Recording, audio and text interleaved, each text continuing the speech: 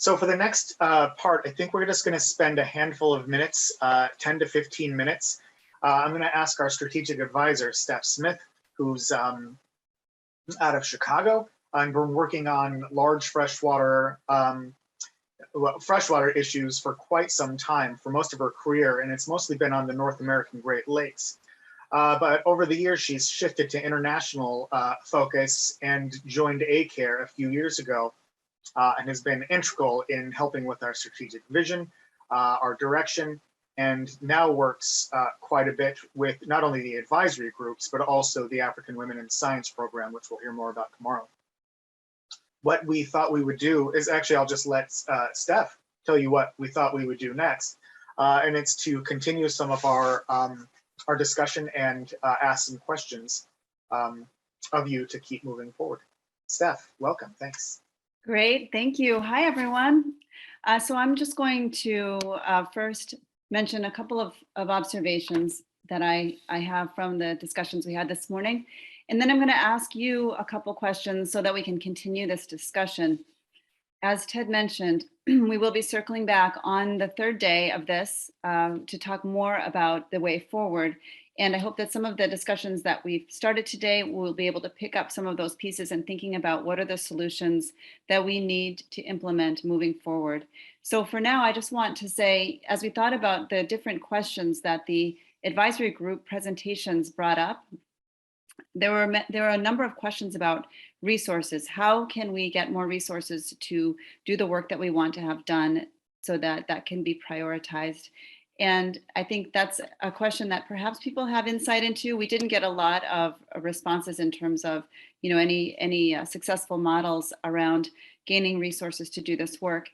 If people have thoughts about other themes that they saw that they would like to address in terms of common themes that the advisory groups raised today, I think one thing that will be interesting for us tomorrow, we will have experts from around the world talking about their different models for doing work on their lakes, and that may give us some more insight into some of our questions, including the questions we've raised today about resources and how to gain more resources to do the work we want to do. So if there are responses in terms of people having ideas about how do we get more resources to do this work, please put your thoughts in the chat. That would be most welcome. One of the questions that we've been talking about also at ACARE is wanting to share a little bit more about what are some of the successes, what's working well. And so if you are in an advisory group or in your own institution, if you could share a few things with us that you think might be helpful to the advisory groups moving forward, what do you see working well in terms of thematic, broad types of either work or actual types of implementation processes? If there's anything that you'd like to share, we'd love to have you either put it in the chat or raise your hand to tell us some thoughts you have on things that you've seen working well in your institutions, within your advisory group, or beyond, other networks that perhaps you are part of. Thoughts about what's working well.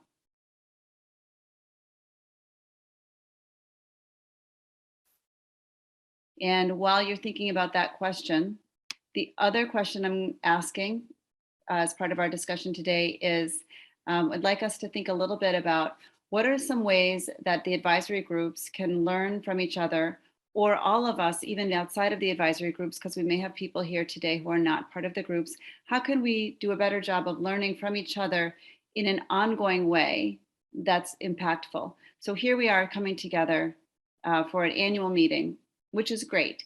But I've heard a number of advisory groups also asking, how can we learn from each other on an ongoing basis and do that in a more impactful way so that month to month we're able to be learning from each other and thinking about the different lessons learned, the different discussions that are happening in other parts of the African Great Lakes, in other parts of the world even. So I'd also like to ask that question. What are thoughts we have about ways we can learn from each other in a more regular, ongoing way? What thoughts do you have about that?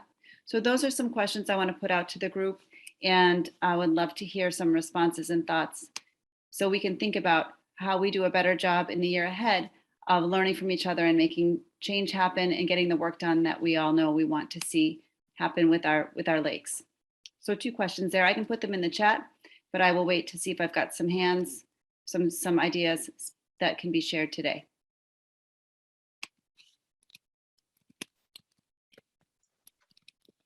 Not to ask a leading question. No, this is exactly a leading question. All right. How do people feel about, we know that part of ACARE's directive is to have as many in-person meetings as possible. And of course, there are limitations to that, usually financial. But as we build and have more in-person meetings, hopefully that will accommodate many of our issues of getting in touch. But one thing we've been talking about, this has actually been a common theme: information sharing, how to communicate, and what are people's thoughts about having better website communications?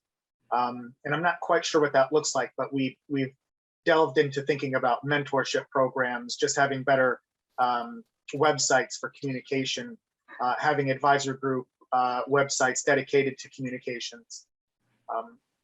Or do websites, is that just one more thing to pay attention to and you lose your focus? So I guess that's also a question for everyone.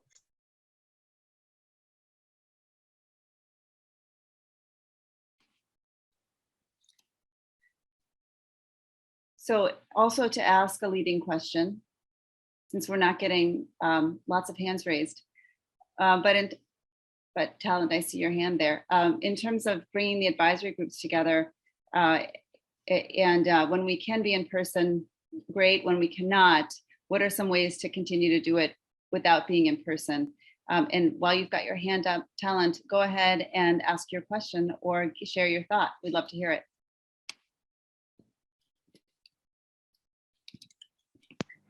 Hello, good afternoon, everyone. Thanks for organizing this interesting meeting. Yeah, I just wanted to respond to the question on how we can improve the sharing of knowledge from learning from each other. I think one idea could be to maybe once or twice per year, or at any other frequency that is agreed, the group meetings could be open to the other members, either the whole members, or they could be representatives from the other groups. Maybe 2 people from each group can be assigned to join the meetings of the other groups, so that people have an idea of what's happening in the other groups as well. And these representatives can report back to their groups what was discussed. So that's my contribution. Thank you. That's great. Thank you for that idea and thinking about ways to make the meetings open. And as we're thinking about this, if there are particular topics that would feel relevant to have discussed during those meetings, when we have them open, say we were to go with an idea like that, that's also helpful to know, what would be helpful to be able to share what you're interested in learning more about from each other. Thank you, Talent. That's great. And to just let you know that in addition to individual virtual meetings on a monthly basis, we're hoping to have individual advisor group in-person meetings at least once a year. And then the annual meetings, which in the future will hopefully be in person, will be meant to have that cross information, that cross connection. And if I may, Steph, I saw that the Celestia Chioma Legacy Foundation, it's wonderful to have you here, had a good suggestion about an app that that could be used as a mechanism for communications. I do know that we have WhatsApp groups on most of our advisory groups, but this sounds like it would be more involved and have more more components. I'm not an app developer, but that sounds like a good idea. Very interesting. Yeah, thank you for that. That's really interesting. I hadn't thought about that. And we'll call on a person with a hand raised. But if the Celestia Chioma Legacy Foundation representative would like to talk more about this, feel free. First, we'll go to Augusta, who has their hand raised. Okay, thank you. I would like to talk about the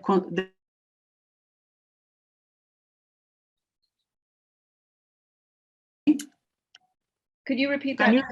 I'm sorry, you cut out for a bit. Could you repeat the question? Okay. I wanted to talk about how people can improve the expert advisory group working together.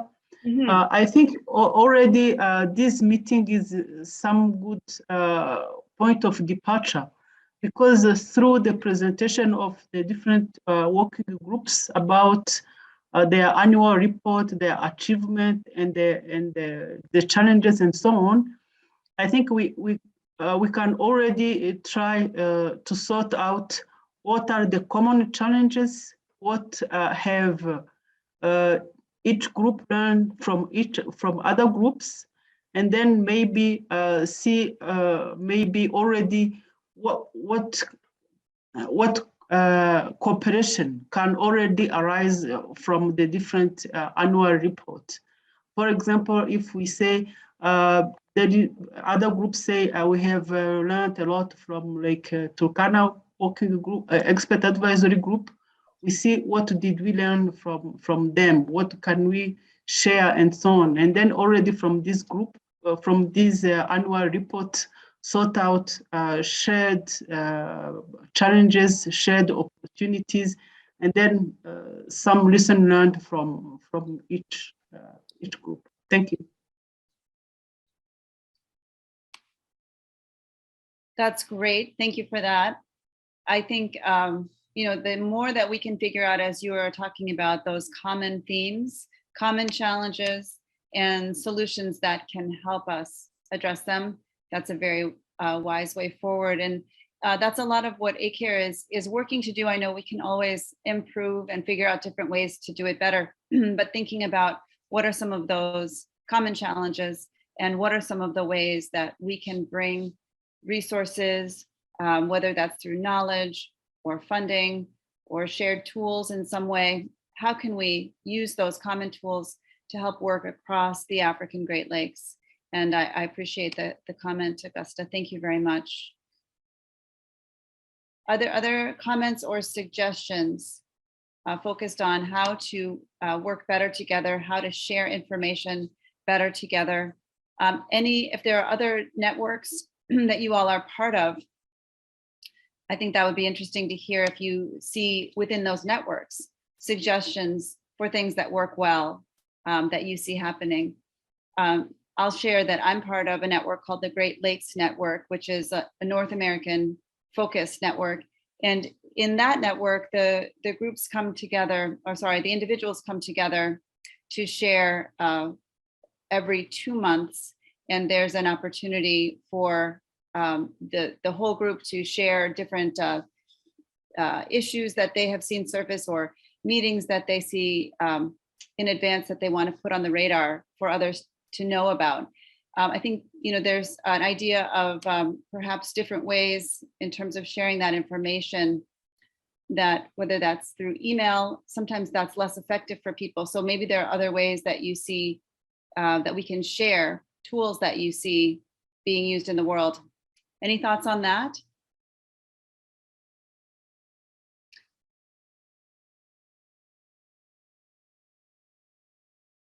I'm just looking at the chat here, and Ted is talking about making sure that we have information that can be shared through clearinghouses and other ways that we can share that. So if there are other thoughts about this, Jared, I see you have your hand raised. If you've got a comment about this topic or have a different question or comment, the floor is yours.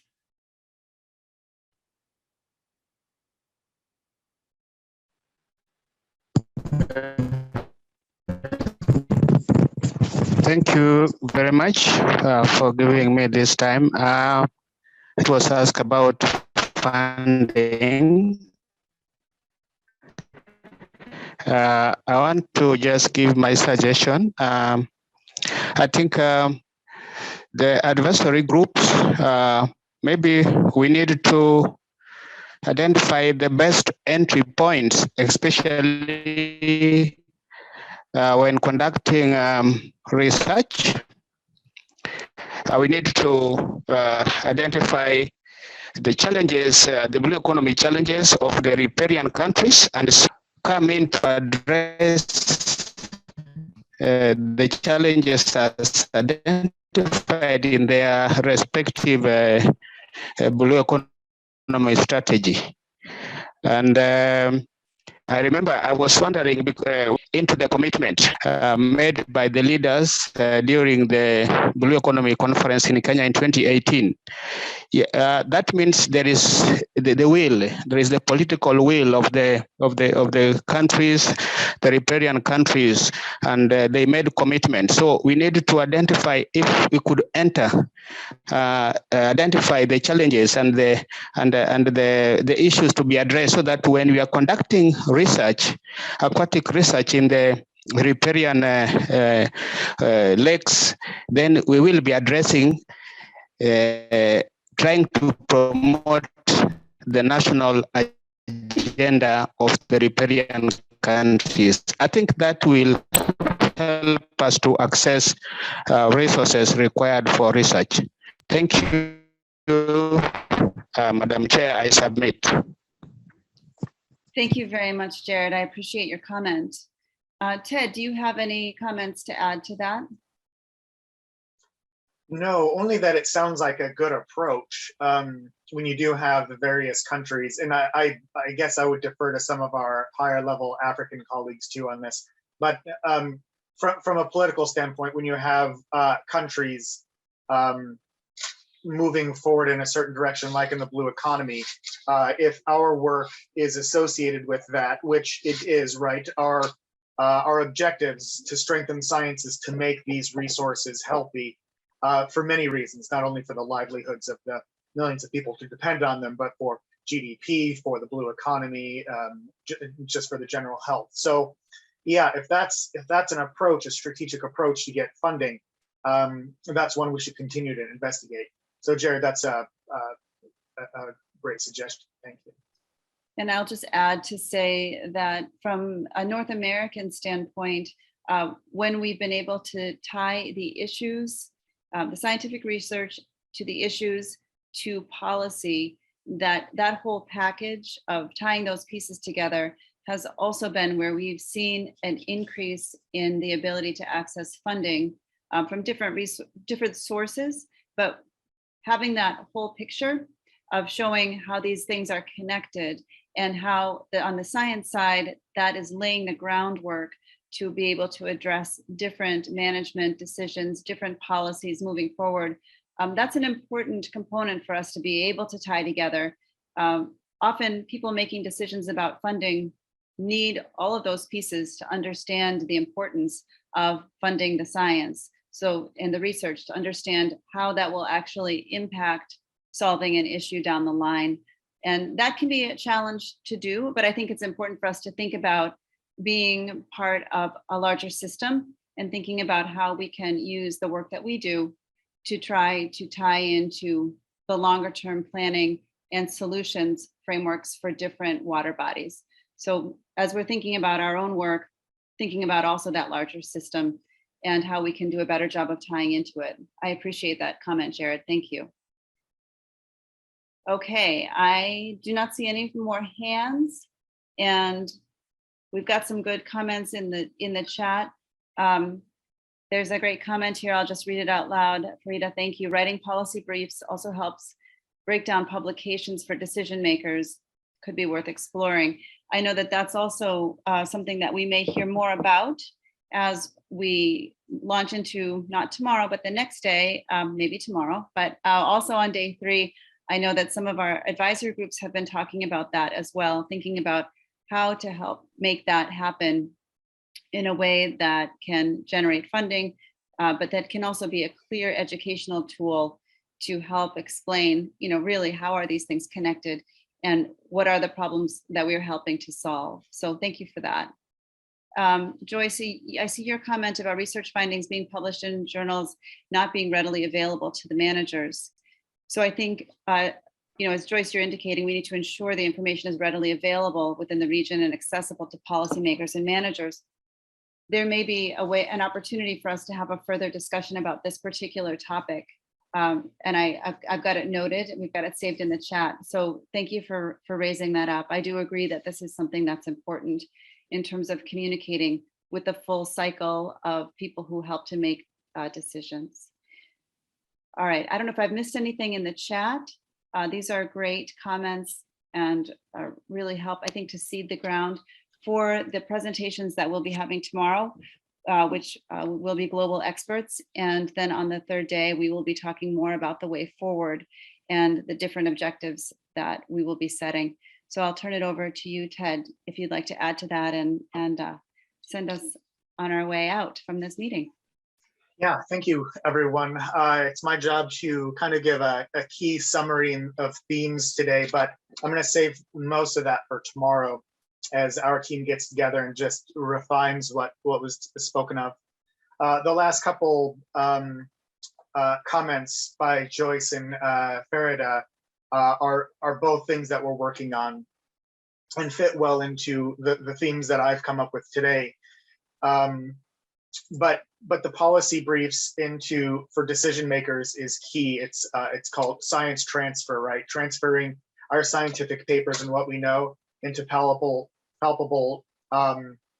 bite-sized chunks that our decision makers can use, and then having a hub like Joyce has mentioned and Zeph is talking about is to have all of the information available, or at least know where that information is and that it exists so we can access it.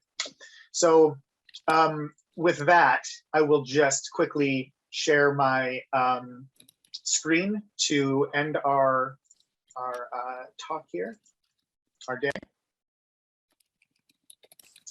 and show that these are just some of the themes. As I mentioned, I'm not going to go too deep into them, but we did have a lot of recurring mentions of academic capacity building, which includes mentorship. Funding capacity, of course, is a huge issue in our line of work, especially research and especially on freshwater resources. The need for continued collaboration and partnerships, that's our entire job here. So anything that you have to say about partnerships and collaboration, we're going to try and make happen. Data and other information sharing, of course, that was the last point we were just brought up. Need for clearinghouse of information. All that information that's done on the African Great Lakes. Aquaculture has been brought up numerous times. The economy that the lakes provide, so getting back into the blue economy. And then those overall themes that I mentioned at the very beginning about monitoring, climate change, those are just underlying themes throughout this entire process. Monitoring specifically, and I mention that again just because I see Pierre Denis' name coming up, who's done great work on advancing our monitoring program and how we should approach long-term monitoring on the African Great Lakes.